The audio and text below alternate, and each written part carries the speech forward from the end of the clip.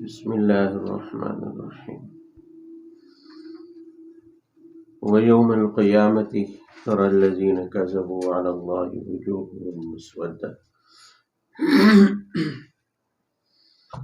أَلَيْسَ فِي جَهَنَّمَ مَثْوًى لِلْمُتَكَبِّرِينَ وَيُنَجِّي اللَّهُ الَّذِينَ اتَّقَوْا بِمَفَازَتِهِمْ لَا يَمَسُّهُمُ السُّوءُ وَلَا هُمْ يَحْزَنُونَ۔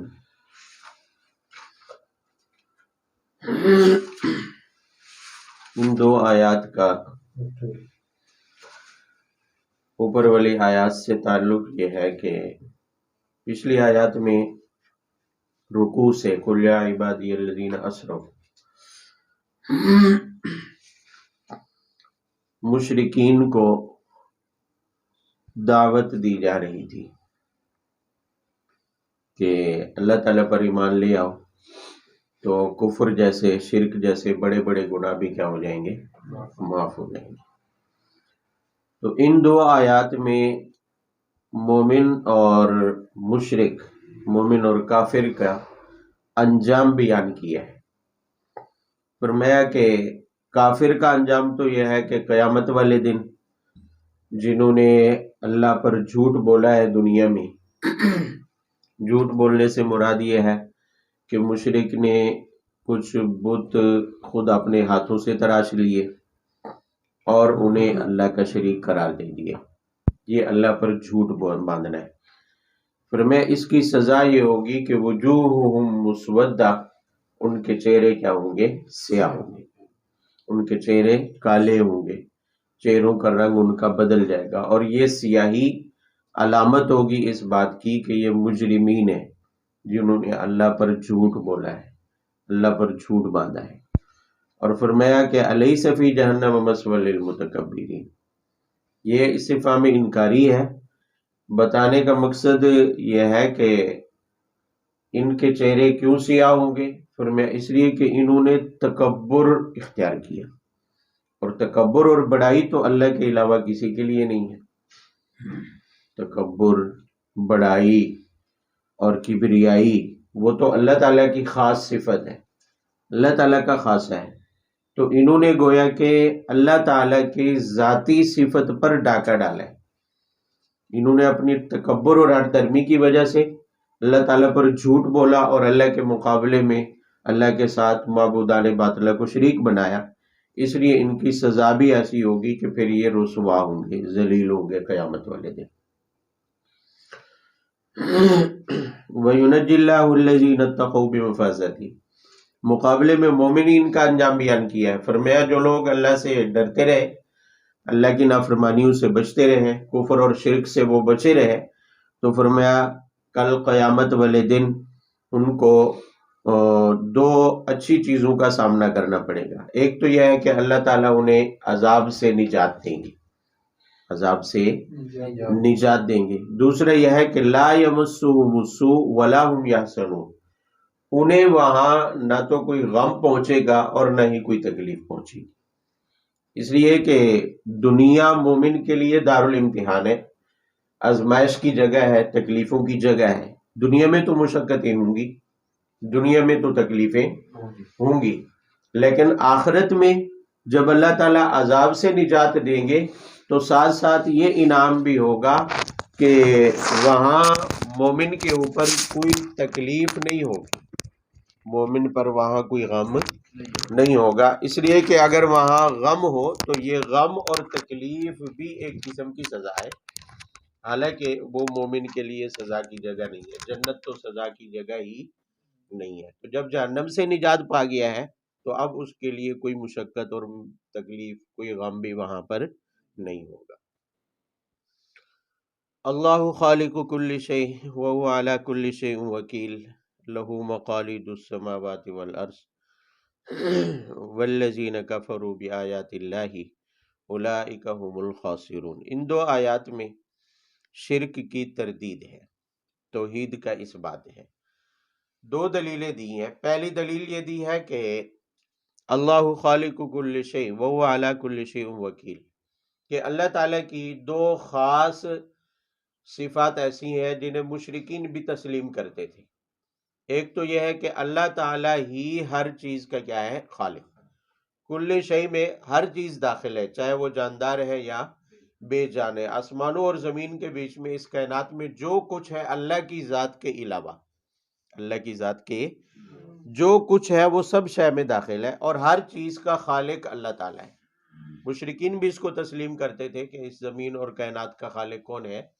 اللہ تعالیٰ. اور ہمارا خالق بھی حقیقت میں اللہ تعالیٰ ہے. اور دوسری صفت جو وہ تسلیم کرتے تھے وہ یہ ہے کہ وہ علی کل شیء وکیل، کہ اللہ تعالیٰ ہی ہر چیز پر محافظ اور نگران ہے. ہر چیز کا نگہبان بھی کون ہے؟ اللہ تعالیٰ ہے.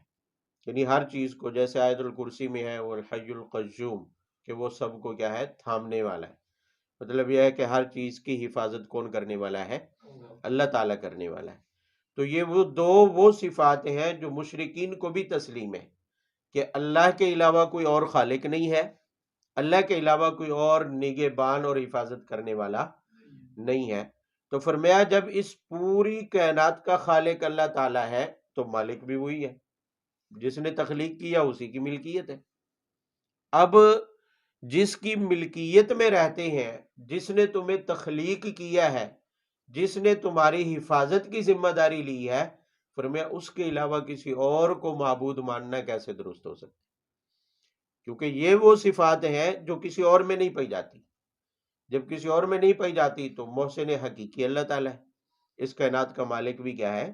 اللہ تعالیٰ ہے. لہذا مالک کو چھوڑ کر جس نے اصل میں احسان کیا ہے تمہیں پیدا کر کے، ایسی چیزوں کو معبود مان لینا جن کا تمہارے اوپر کوئی احسان نہ وہ خالق ہیں نہ وہ مالک ہیں، اور نہ ہی تمہارے وہ حفاظت کے کیا ہیں؟ ذمہ دار ہیں، نہ وہ حفاظت کر سکتے ہیں.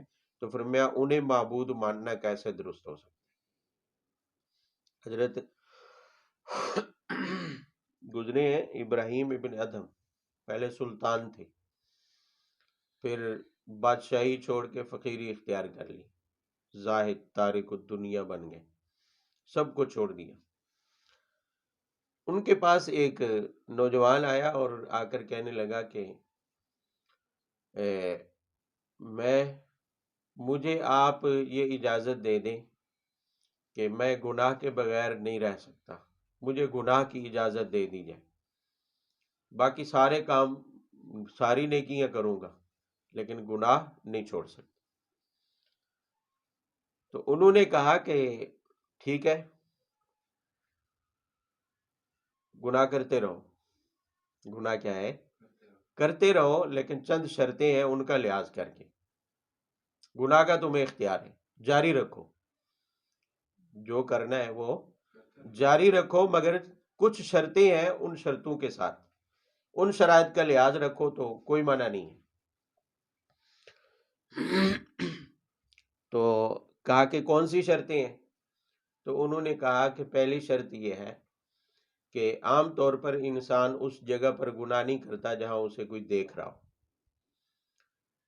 بچہ بھی اگر کوئی موجود ہو تو اس کے سامنے بھی بندہ گناہ کرتے ہوئے کیا ہے؟ ہچکچاتا ہے. تو کہا کہ تم بھی ایسی جگہ ڈھونڈنا جہاں اللہ تعالیٰ تمہیں دیکھ نہ رہے، کیونکہ نافرمانی تو اللہ کی کرنی ہے، تو اس سے چھپ کر کرنا بس. تو وہ کہنے لگا یہ تو ممکن نہیں ہے، اللہ تعالیٰ تو ہر جگہ دیکھ رہے ہیں. تو انہوں نے کہا چلے پھر دوسری شرط ہے، ایک اور شرط بھی ہے. کہا وہ کون سی؟ تو انہوں نے کہا کہ جب بھی گناہ کرو اور گناہ نہ چھوڑنا چاہو تو پھر یوں کر لینا کہ گناہوں کے ہوتے ہوئے، گناہوں میں پڑے مشغول ہوتے ہوئے اللہ تعالیٰ کا دیا ہوا رزق نہیں کھانا. اس کا دیا ہوا رزق یعنی اس کا دیا ہوا کھانا چھوڑ دو، پھر بے شک اس کی نافرمانیاں کرتے رہو، کیونکہ جس کا بندہ کھاتا ہے اس کی نافرمانی نہیں کرتا. دنیا میں بھی اگر کوئی کسی کو کھلانا شروع کر دے تو بندہ اس کا احسان مند رہتا ہے، اس کی مخالفت نہیں کرتا. اگر وہ کوئی کام بتائے تو اس کا کرتا ہے. تو فرمایا کہ اللہ تعالیٰ کا رزق کھانا چھوڑ دو، پھر جو مرضی کرو.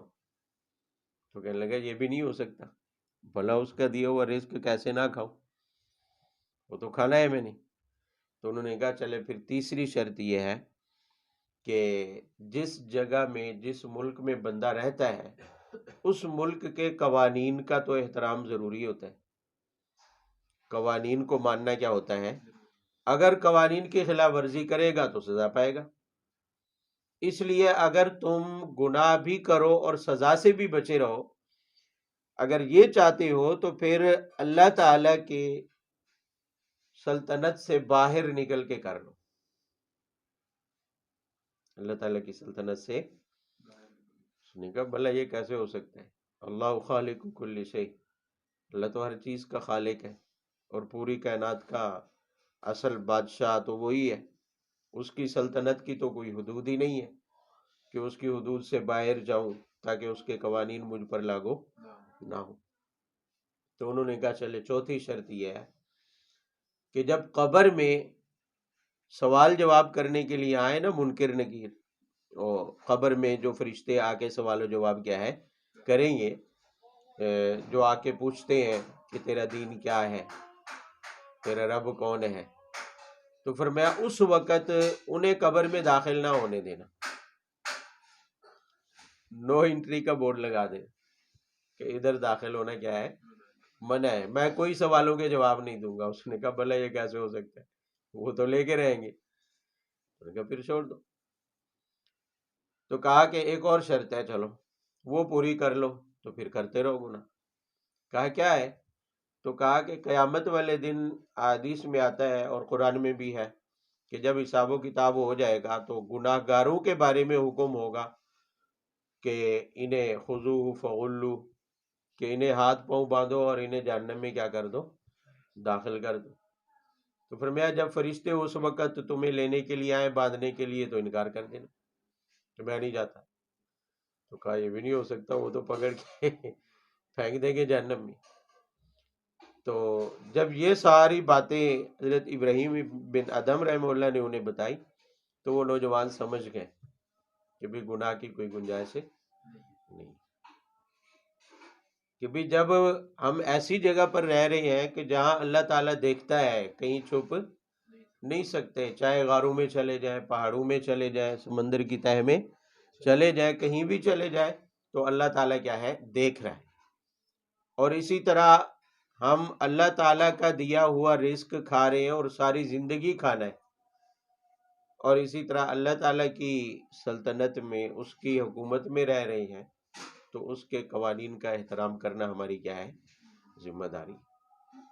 تو یہاں سے مجھے یاد ہے کہ اللہ خالق کل شیء، اللہ تعالیٰ فرماتے ہیں کہ خالق میں ہوں اور ہر چیز کا خالق میں ہوں، تو ملکیت بھی میری ہے، حکومت بھی کیا ہے، تو اصول اور قوانین بھی میرے چلیں گے. تو تم میرے علاوہ کسی اور کی عبادت کیسے کر سکتے، کسی اور کو معبود کیسے مان سکتے ہو؟ فرمایا لہو مقالید السماوات والارض والذین کفروا بآیات اللہ اولئک هم الخاسرون. ایک اور دلیل دی ہے، فرمایا کہ آسمانوں اور زمین کی چابیاں اللہ کے پاس ہیں. آسمانوں اور زمین کی چابیاں اللہ کے پاس ہیں، یعنی آسمان و زمین میں کسی بھی جاندار کو اگر روزی مہیا ہو رہی ہے، آکسیجن مل رہی ہے، اس کے رہنے کا انتظام زمین میں مل رہا ہے اسے، یا آسمان میں، فضا میں، کہیں بھی کائنات میں، تو وہ سب اللہ، اس کا اصل جو قبضہ ہے، قدرت ہے، وہ اللہ تعالیٰ کو اس پر حاصل ہے. اختیار سب اللہ تعالیٰ کو کیا ہے، حاصل ہے. اگر انسان یہاں کائنات میں سانس لے رہا ہے، زندگی جی رہا ہے، اور اس کی رگوں میں خون دوڑ رہا ہے، اس کی زندگی کی رمق باقی ہے اس کے جسم کے اندر، اور وہ محفوظ طور پر اس کائنات میں زندگی گزار رہا ہے، تو یہ سب بھی اللہ تعالیٰ کے قبضہ قدرت میں ہے. تو فرمایا جب یہ پوری کائنات آسمان و زمین سمیت اللہ کے قبضے میں ہے، اور اللہ کے دیے ہوئے خزانوں میں سے تم رزق کھا رہے ہو، اللہ کے دیے ہوئے خزانوں کے اوپر تمہاری زندگی کا دار و مدار ہے، تو پھر فرمایا کہ اللہ کے علاوہ کسی اور کو معبود کیسے مان سکتے. ہاں، یا تو کہو کہ بھی اس زمین و آسمان کی چابیاں کسی اور کے پاس بھی ہیں، کسی اور کو بھی یہ اختیار کیا ہے حاصل ہے پھر تو ہے، ورنہ اللہ تعالیٰ تو صاف فرما رہی ہیں کہ میرے علاوہ کسی کو یہ اختیار ہے مخالد السماوات، سارے خزانوں کی چابیاں کس کے پاس ہیں؟ اللہ تعالیٰ کے اختیار میں۔ یہ نہیں فرمایا کہ فلاں فلاں نبی بھی میرے ساتھ اس میں کیا ہے شریک ہے، کچھ چابیاں ان کے حوالے بھی کی ہوئی ہیں، کچھ اختیارات انبیاء یا اولیاء کے حوالے بھی، بلکہ فرمایا صرف میرے پاس۔ ہاں یہ والا اختیار اگر کسی اور کو ہو تو وہ معبود ہوگا، جب نہیں ہے تو کوئی معبود نہیں ہو سکتا۔ لہذا اگر ہمارے آج کے جو حالات جو یہ کہتے ہیں نا کہ انبیاء بھی کیا ہے مختار کل ہیں، اولیاء کو بھی اللہ نے کیا دیا ہے اختیار دیا ہے اور وہ اپنے اختیار سے کچھ کر سکتے ہیں، اللہ تعالیٰ کا جو خصوصی اختیار ہے وہ کسی کو حاصل نہیں ہے۔ اگر حاصل ہو اور اس کے ثبوت پر کوئی قطعی دلیل ہو تو پھر وہ ولی اور نبی تو نہ ہوا، وہ تو اللہ کے ساتھ خدائی میں کیا ہو گیا شریک، وہ تو کیا ہو گیا شریک ہو گیا۔ بھئی اللہ تعالیٰ یہاں شرک کی تردید کے طور پر دلیل دے رہے ہیں کہ میرے ساتھ جنہیں تم معبود مان رہے ہو، شریک مان رہے ہو، مینے یہ نہیں ہے میرے ساتھ شریک۔ دلیل کیا ہے کہ لو مخالد السماوات والارض، کہ آسمان و زمین کی چابیاں، یہ اختیارات صرف میرے پاس ہیں، میرے علاوہ کسی کے پاس ہے تو میرے علاوہ کوئی معبود بھی نہیں ہو سکتا۔ لہذا جس کے لیے اختیار ثابت کریں گے وہ تو کیا ہو جائے گا معبود ثابت ہو جائے گا، وہ تو شریک ثابت ہو جائے گا۔ حالانکہ اللہ تعالیٰ تو اس کی کیا فرما رہے ہیں تردید، کہ میرے علاوہ کسی کے پاس کوئی اختیار نہیں ہے، سو میرے علاوہ کسی کو میرے ساتھ شریک بھی نہیں کر سکتے۔ فرمایا والذین کفروا بآیات اللہ اولئک هم الخاسرون۔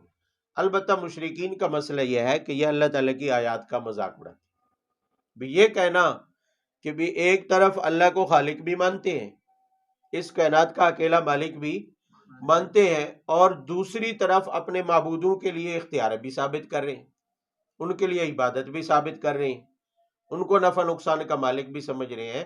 فرمایا کفار یہ جو شرکیہ نظریہ رکھے ہوئے ہیں، فرمایا در حقیقت یہ اللہ کی آیات کا مذاق ہے، اللہ تعالیٰ کی آیات کے ساتھ یہ کیا ہے مذاق ہے۔ بھئی عبادت صرف اللہ کی، اختیار صرف اللہ کا، اور غیب کا علم صرف کس کا اللہ تعالیٰ کا، اور نفع نقصان کا مالک بھی صرف کون ہے اللہ تعالیٰ ہے۔ لہٰذا یہ وہ چیزیں ہیں جو قرآن بار بار واضح طور پر بتا رہا ہے کہ یہ سب اللہ تعالیٰ کی وہ خاص صفات ہیں جو اللہ کے علاوہ کسی اور میں نہیں پائی جاتی۔ لہٰذا 1400 سال کا پہلے کوئی مشرک تھا، وہ یہ صفات اپنے معبودوں کے لیے ثابت کرتا تھا تو وہ بھی غلط تھا، اور آج کا اگر کوئی جاہل مسلمان کہلانے کے باوجود کسی اور کے لیے یہ چیزیں کیا کرتا ہے ثابت، بھلے اپنے آپ کو مسلمان کہے، تو اگر حقیقی طور پر یہ صفات اللہ کے علاوہ کسی اور کے لیے، چاہے کوئی ولی ہو یا نبی ہو، کسی کے لیے بھی یہ صفات ثابت کرے گا تو پھر وہ بھی اللہ تعالیٰ کے آیات کا مذاق اڑانے والا، جیسا کہ اللہ تعالیٰ نے فرمایا والذین کفروا بآیات اللہ اولئک هم الخاسرون۔ جو اللہ تعالیٰ کی آیات کو نہیں مانتے وہ وہی مذاق اڑا رہے ہیں، اللہ تعالیٰ کی آیات کا انکار کر رہے ہیں، تو خسارہ بھی انہی کے حق میں ہوگا، نقصان بھی۔ یہاں خسارے اور نقصان سے مراد یاد رہے صرف گناہ نہیں ہے، محض گناہ، یہاں گناہ سے مراد وہی ہے، خسارے سے مراد اکبر الکبائر جسے شرک اور کفر کہا جاتا ہے، یعنی حقیقی طور پر بغیر کسی تعویل کے، بغیر کسی تعویل کے اگر کوئی کہے کہ اللہ تعالیٰ کے اختیارات ولیوں اور انبیاء کے لیے بھی کیا ہے ثابت ہے، معبودوں مورتیوں کے لیے بھی کیا ہے ثابت ہے، تو وہ حقیقی طور پر خسارہ پانے والا ہے، یعنی پھر وہ کفر میں داخل ہو جائے گا اگر تعویل نہیں کر رہا، اگر وہ تعویل نہیں کر رہا، تعویل کر رہا ہے تو کافر نہیں کہا جائے گا، اللہ تعالیٰ جانے اور اس کا معاملہ جانے۔ اب کوئی مولوی ہو وہ تو تعویل کرے گا، کیونکہ تعویل کا مطلب عوام کو تو سمجھ ہی نہیں آتی کہ تعویل کیا چیز ہوتی ہے۔ بھئی ہم کس معنی میں اللہ تعالیٰ کے علاوہ انبیاء کو عالم الغیب مانتے ہیں، عوام کو نہیں پتا، عوام کو نہیں پتا کہ ہم نبی کو جو مختار کل کہہ رہے ہیں کس حوالے سے، وہ صاف یہی سمجھتے ہیں کہ بھی اللہ تعالیٰ نے اپنے اختیار کس کو دے دیے ہیں، نبی کو دے دیے، اللہ تعالیٰ نے اپنے اختیارات کس کو دے دیے ہیں، اولیاء کو دے دیے۔ کوئی مولوی تو تعویل کرے گا لیکن عوام تو یہی سمجھتی، اور نعوذ باللہ یہ صریح کفر ہے جو یہاں اللہ تعالیٰ فرما رہے ہیں کہ یہ خسارے میں ہے، یہاں خسارے سے مراد وہی کیا ہے کفر ہے، اس سے مراد عام کبیرہ گناہ نہیں ہے۔ مولوی تو تعویل کر کے جان چھڑائے گا، لیکن عوام کی جہالت کا گناہ اسی کے سر ہوگا۔ عوام تو بھگتے گی، جہلا تو بھگتیں گے اپنی جہالت کی وجہ سے، مگر جو مولوی انہیں یہ سکھا رہا ہے، یہ الٹے سیدھے عقائد انہیں بتا رہا ہے کہ بھی ولی بھی اختیار رکھتے ہیں، نبی بھی کیا رکھتے ہیں، اختیار رکھتے ہیں، نفع نقصان کے مالک ہیں، سمجھ آ رہی ہے، اللہ تعالیٰ کے علم میں ان کا بھی حصہ ہے، یہ جو چیزیں سکھا رہے عوام کو، غلط پٹیاں پڑھا رہے، اور تعویل کا مولوی کو صرف پتہ ہے، عوام کو پتہ نہیں ہے، تو یقین کریں کہ بغیر تعویل کے تو اس پر یہ آیات بالکل واضح ہیں، بندہ ایمان سے نکل جاتا ہے، ایمان سے ہاتھ دھو بیٹھتا ہے۔ قُلْ أَفَغَيْرَ اللَّهِ تَأْمُرُونِّي أَعْبُدُ أَيُّهَا الْجَاهِلُونَ۔ اس آیت کا شأن نزول یہ ہے کہ کئی بار مشرکین نے یہ مطالبہ کیا تھا کہ بھی ہم صلح کر لیتے ہیں، کیا کر لیتے ہیں، صلح، کہ کچھ دن آپ ہمارے معبودوں کی کیا کر لیا کریں، عبادت، اور کچھ دن ہم آپ کے اللہ کی کیا کر لیں گے، عبادت کر لیں گے۔ اس طرح کچھ لو اور کچھ دو کے اصول پر مل جل کے رہیں گے، امن سے رہیں گے۔ یہ آپ نے توحید کی باتیں کی، یہ ساری جو معبودان باطلہ کی تردید ہے، یہ سب کیا ہے، فساد ہے، دہشت گردی ہے، شرارت ہے، نعوذ باللہ، لہٰذا اس کو چھوڑ دیں، امن سے رہیں، ہم بھائی بھائی بن کے رہیں۔ ابھی بھی لوگ نعرے لگاتے ہیں نا، سنی شیعہ بھائی بھائی، فلانے فلانے بھائی بھائی، نعرے لگاتے ہیں لوگ۔ تو اس کا جواب ہے، فرمایا افغیر اللہ تأمرونی اعبد ایھا الجاہلون، فرمایا کہ تم یہ چاہتے ہو کہ اللہ کے علاوہ کی میں کیا کر لوں، عبادت، اللہ کے علاوہ کی کیا کر لوں، فرمایا ایھا الجاہلون، اے جاہلو، اے نادانو، ہے یعنی بے اتحاد، دو چیزوں کا ملنا، دو چیزوں کا ملنا وہاں ہوتا ہے جہاں ملنے کی کیا ہو، گنجائش ہو، اور اتنی حد تک ہوتا ہے جتنی حد تک ملنے کی کیا ہو، گنجائش ہو۔ اتحاد تو یہود اور مسلمانوں میں بھی ہوا میثاق مدینہ کے نام سے، اتحاد الگ بات ہے، امن اور صلح کیا ہے، الگ بات ہے، مگر صریح طور پر ایمان کو کفر کے ساتھ ملانا اور اس کو امن کا اور اتحاد کا نام دینا، یہ درست نہیں ہے۔ بھئی ان کا یہ مطالبہ کرنا کہ ہمارے معبودوں کی عبادت کر لینا، یہ تو توحید کی نفی ہے، صریح طور پر یہ تو کیا ہے، شرک ہے، یہ تو کفر ہے، ایمان کی نفی ہے، ایمان کی کیا ہے، نفی ہے۔ فرمایا اور یہ نفی ایمان کی میں کیسے قبول کر سکتا، میں تو آیا توحید کی دعوت دینے کے لیے، اور تم مجھے کہتے ہو کہ میں کیا کر لوں، توحید چھوڑ کر شرک پر آ جاؤ، تو پھر توحید کی دعوت دینے کا فائدہ، پھر تو ساری زندگی یہ شرک کرتے رہے۔ تو فرمایا ایسا نہیں ہو سکتا، یہ تمہاری نادانی ہے، جہالت ہے۔ فرمایا وَلَقَدْ أُوحِيَ إِلَيْكَ وَإِلَى الَّذِينَ مِن قَبْلِكَ لَئِنْ أَشْرَكْتَ لَيَحْبَطَنَّ عَمَلُكَ، یہ دوسرا جواب ہے۔ فرمایا کہ توحید کی جو دعوت میں لایا ہوں، یہ صرف میرا مشن نہیں ہے، مجھ سے پہلے جتنے بھی انبیاء گزرے ہیں، فرمایا سب کی طرف ایک ہی حکم تھا، سب نے مشترکہ طور پر توحید کی دعوت دی ہے، صرف میں نہیں دے رہا، مجھ سے پہلے ابراہیم کی دعوت بھی یہی تھی، عیسیٰ کی دعوت بھی یہی ہے، اور انبیاء بنی اسرائیل جو ہزاروں کی تعداد میں تھے، ان کی بھی یہی دعوت تھی۔ تو توحید ایسی مشترک دعوت ہے جو صرف میں نہیں لایا، اس سے پہلے انبیاء بھی توحید کے اوپر کیا تھے، متفق۔ اگر اتفاق اور اتحاد چاہیے تو پھر اس مسئلے پر آ جاؤ، ہمارے نظریے پر آ جاؤ، جو ابتدائی انسانیت سے لے کر آج تک سب انبیاء کا متفقہ عقیدہ ہے، سارے اس کو مانتے اور تسلیم کرتے ہیں۔ تو لہٰذا اگر شرارت کسی کو کہہ سکتے ہیں تو وہ کیا ہے، شرک ہے۔ فساد اگر کسی چیز کو کہہ سکتے ہیں تو وہ کیا ہے، شرک ہے۔ بھئی فساد یا شرارت کہتے ہیں متفقہ اصول اور نظریے سے ہٹ جانا۔ اب انبیاء کی مشترکہ دعوت، ان کا متفقہ نظریہ کیا ہے، توحید ہے، آدم سے لے کر آپ صلی اللہ علیہ وسلم تک۔ تو فرمایا شرارت اور فساد یہ ہے کہ اس نظریے سے کیا ہو جائے، بندہ ہٹ جائے، لہذا شرارت اور فساد تو تم کر رہے ہو، جدائی تو تم اختیار کر رہے ہو، تفرقہ تو تم کر رہے ہو، لہذا اس تفرقے سے، فساد سے اگر جان چھڑانا چاہتے ہو تو پھر اس متفقہ نظریے پر آ جاؤ جو تمام انبیاء نے اپنی اپنی اقوام کو بتایا ہے، اپنے اپنے زمانے کے لوگوں کو دعوت دی ہے۔ لئن اشرکت لیحبطن عملک ولتکونن من الخاسرین، یہ تیسرا جواب ہے۔ فرمایا تمام انبیاء نے توحید کی صرف دعوت نہیں دی ہے، توحید سے پھر جانے والوں کو انجام سے بھی ڈرایا کہ اگر شرک کرو گے تو لیحبطن عملک، سارے اعمال برباد ہو جائیں گے، سارے اعمال کیا ہو جائیں گے؟ تو ہم توحید کو چھوڑ کر تمہارے بتوں کی پوجا کر لیا کریں اور شرک پر آ جائے تو ہمارے اعمال تو کیا ہو گئے؟ برباد ہو گئے۔ تو ایسا عمل جس میں کیے ہوئے اعمال برباد ہو جائے اور اعمال نامہ کیا ہو جائے؟ خالی ہو جائے، تو ایسے اعمال تو نقصان دہ، ایسے اعمال تو کیا ہے؟ نہیں سمجھ نہیں بات؟ یہ سودا تو مہنگا ہے، یہ سودا تو کیا ہے بھئی؟ دنیا میں اللہ تعالیٰ نے ہمیں بھیجا ہے کہ وہ اعمال کرو جو تمہاری آخرت میں دائمی زندگی میں تمہارے لیے کیا ہو؟ مفید ہو۔ یہاں کچھ کریں گے تو جنت میں اس کے بدلے میں کوئی نعمت کیا ہوگی؟ ملے گی۔ یہاں کوئی نیک عمل کریں گے تو جنت میں اس کے بدلے میں کیا ملے گی؟ نعمت۔ اگر ایسا ہو کہ بندہ یہاں نیک اعمال بھی کرتا رہے اور ساتھ ساتھ شرک بھی کرتا رہے تو نتیجہ کیا نکلے گا؟ کہ نیک اعمال جو بظاہر اچھے اعمال ہیں وہ تو سارے کے سارے کیا ہو جائیں گے؟ صاف۔ اور قیامت والے دن پھر کیا کریں گے؟ جا کے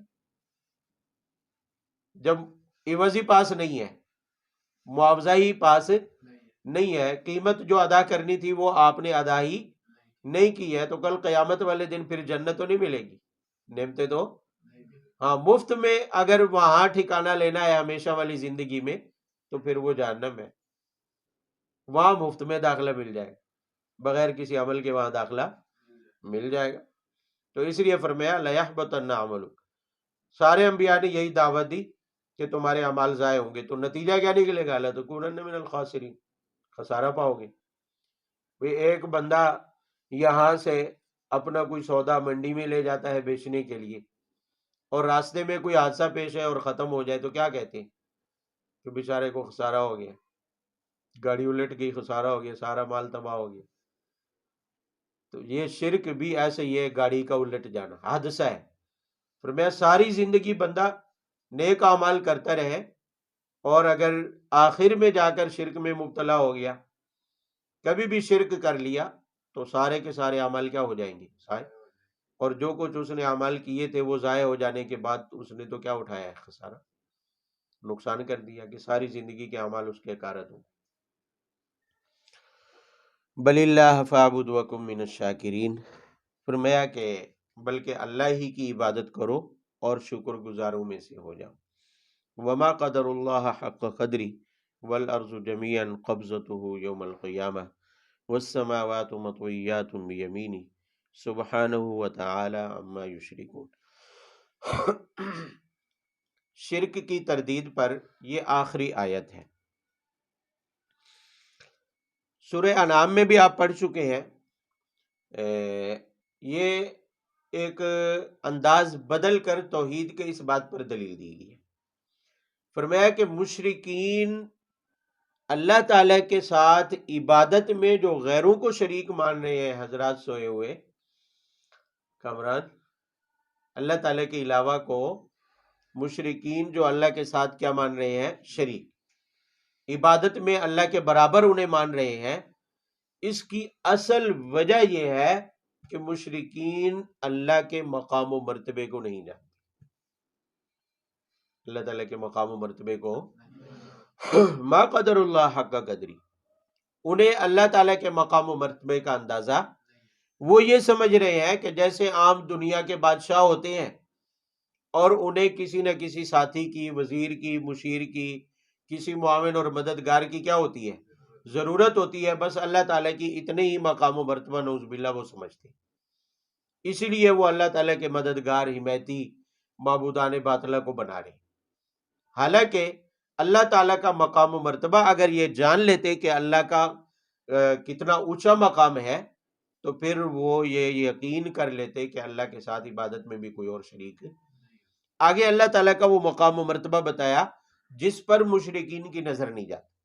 فرمایا والارض جمیعا قبضتہ یوم القیامہ. پہلی بات فرمایا یہ زمین ساری کی ساری قیامت والے دن اللہ کی مٹھی میں بند ہوگی. اللہ کی مٹھی میں کیا ہوگی؟ مٹھی. یہ لفظ سمجھانے کے لیے ہے، متشابہات میں سے ہے. قبضہ کا معنی تو ہمیں معلوم ہے کہ مٹھی کہتے ہیں اسے، مگر مراد معلوم، کیونکہ مٹھی اللہ تعالیٰ جسم سے کیا ہے؟ پاک ہے. یہاں آپ لے سکتے ہیں اللہ تعالیٰ کے اختیار میں، اللہ تعالیٰ کے قبضے میں، اللہ تعالیٰ کے قبضے میں، اللہ کی قدرت میں ہوگی. اب قیامت والے دن یہ زمین صرف کس کے قبضے میں ہوگی؟ کسی مورتی کے قبضے میں؟ یا زمین تو لفظ بولا گیا ہے، زمین میں موجود سب کچھ ہے. زمین اور زمین میں موجود ہر چیز صرف اللہ کے قبضہ قدرت میں ہوگی، کسی مورتی، کسی بت، کسی اور کے قبضے میں نہیں ہوگی جس کو اللہ کے علاوہ معبود مانا جاتا ہے، چاہے وہ نبی ہو یا ولی ہو. وہ سب کے سب اپنے حساب و کتاب کے لیے ساری مخلوق پریشان ہوگی، اور صرف قبضہ قدرت اس زمین کے اوپر صرف کس کا ہوگا؟ اللہ تعالیٰ کا ہوگا. تو جب قیامت والے دن اس زمین میں کسی کا اختیار نہیں ہوگا تو دنیا میں کسی کا اختیار کیسے ہو سکتا ہے؟ اور آگے فرمایا کہ صرف زمین کی بات نہیں ہے، بلکہ والسماوات مطویات بیمینی. آسمان 7 کا عدد آیا ہے کہ 7 آسمان ہیں. فرمایا ساتوں کے ساتوں آسمان اللہ کے دائیں ہاتھ میں لپٹے ہوئے ہوں. دائیں ہاتھ میں کیا ہے؟